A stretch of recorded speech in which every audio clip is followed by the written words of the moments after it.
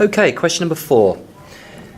Chris shops at his local store on his way to and from work every day. The event that he buys a morning newspaper is denoted by M, and the event that he buys an evening newspaper is denoted by E. On any one Friday, Chris may buy neither, exactly one, or both of these newspapers. Complete the table of probabilities printed on the opposite page, where M dashed and E dashed denotes the events not M and not E, respectively. Okay, so just going to have a very quick look at the rest of the question, just to get a feel of what's happening here. So this is obviously a probability question, and we've been asked actually to complete our own two-way table. The information that I've been given here is that there's a total of 1 down the bottom here, so there's a 0.28 chance that he buys an evening paper, so the probability that he doesn't buy an evening paper is 0.72. Other information that I can fill in at this point. Well, if the probability that he buys an evening paper and a morning paper is 0.16, and the total probability of buying an evening paper is 0.28, that enables me to fill in a 0.12 there, and then filling in values as we go along. If that one's 0.12 and that one's 0.60, that's going to be 0.48. And again, if these two sum to make 0.72, that one's going to be 0.24. Those two then add to make 0.4, and just checking that 0.4 and 0.6 sum to 1, I think I've got it right, but again, I'm just going to check carefully. 3 marks available for that question, and I've finished. Okay. Question number 2. Hence or otherwise, find the probability that on any given Friday, Chris buys exactly one newspaper. Well, the way in which Chris can buy exactly one newspaper is if he buys an evening paper, but not a morning paper, or a morning paper, but not an evening paper. And the way in which he can do that is this column here is the evening paper, but we don't want the morning one, we just want evening and not morning, so that's 0.12. And then down this column, it's when he buys a morning paper, and here in this cell is where he buys a morning paper, but not the evening paper. So I suggest that the answer is 0.12 plus 0.24 and 0.36. And again, because that's one of my answers, I'm going to make that one clear. All of the answers to the first question, the 3 marks, are in the table. So I've done that for 2 marks. Part 3 asks me to give a numerical justification for the following statement. And that statement is the events M and E are not mutually exclusive. So for those of you who like to think in terms of a Venn diagram, mutually exclusive events are those that don't overlap. So it would be buying an evening paper or morning paper and an evening paper, but not the two together. Now we can quite clearly see in the table here that there's a probability attached to buying an evening and a morning paper on one day, and that's 0.16. For mutually exclusive events,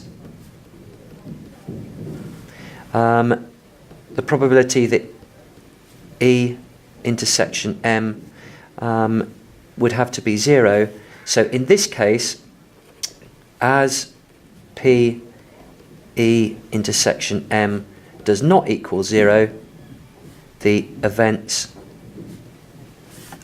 are not mutually exclusive. Okay, so what we're actually looking for here in simple terms is just the fact that's the giveaway, because we've actually got a reading there where those two can occur together. That would be a 0 if the events were mutually exclusive. Okay, we now move on to part B. The event that Chris buys a morning newspaper on Saturday is denoted by S, and the event that he buys a morning paper on the Sunday is denoted by T. So I might just write that over here. So Saturday is S, Sunday is T. The event that he buys a morning newspaper on both Saturday and Sunday is denoted by S intersection T. Okay, that's okay. Each combination of the events S and T is independent of any combination of the events M and E. However, the events S and T are not independent. And then we've got some probabilities. So what that means in layman's terms is that actually if he buys a newspaper on Saturday, it is having an impact on whether or not he buys a paper on the Sunday. He can buy on both days, but it's having an impact on the chance of him doing that. B part 1 here asks us for the probability of him buying all 4 newspapers. Okay, now we've actually got a conditional situation here in part B, because the probability that he buys a Saturday newspaper, so Saturday newspaper, is 0.85. And the piece of information that we can fill in from that is the probability that he doesn't buy a Saturday newspaper then is 0.15. And then we've got some probabilities that follow. So then for the Sunday, so this is Saturday, the probability for the Sunday is dependent on what happens on Saturday. So the probability that he buys a paper on Sunday, given that he bought one on Saturday, is 0.2. So that gives a 0.8 chance that he doesn't buy a Sunday newspaper, given that he bought one on Saturday. For the bottom 2 branches here, the probability that he buys a Sunday paper, given that he didn't buy one on Saturday, is 0.75. So then I'm able to complete this one at 0.25. Now the question asks me, in part 1, that he buys all 4 newspapers. So what that's going to mean on this branch is that I buy one on Saturday and on Sunday.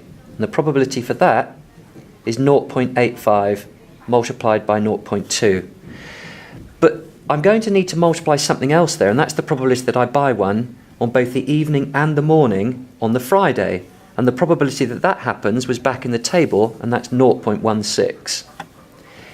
What I'm then going to do is I'm going to multiply those numbers together, and I have actually done that prior to doing the recording, and that comes to 0.0272.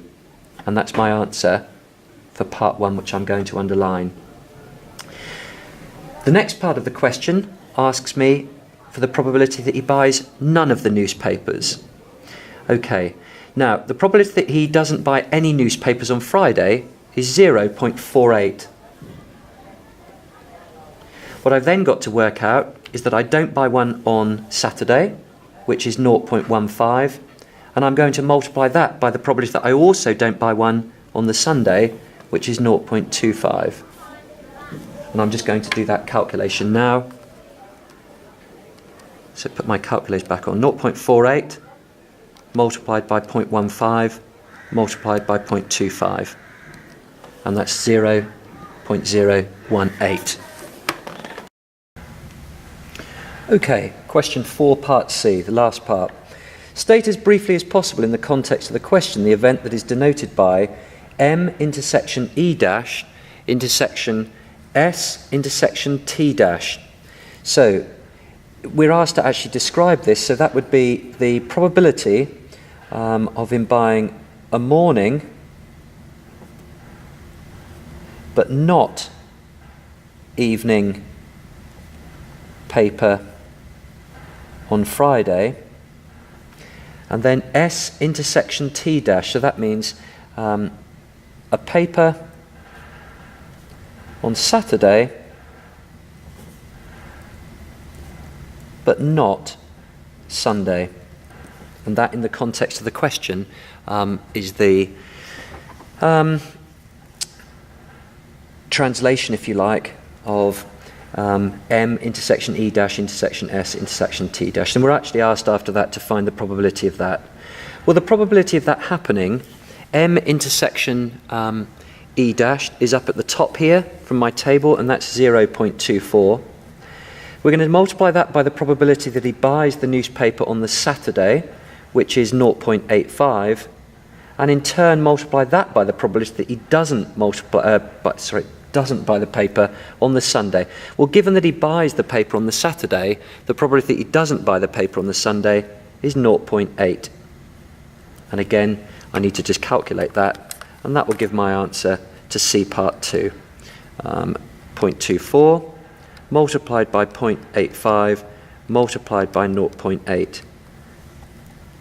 0.1632, which I can double underline there, or again put to 3 significant figures. That concludes question number 4.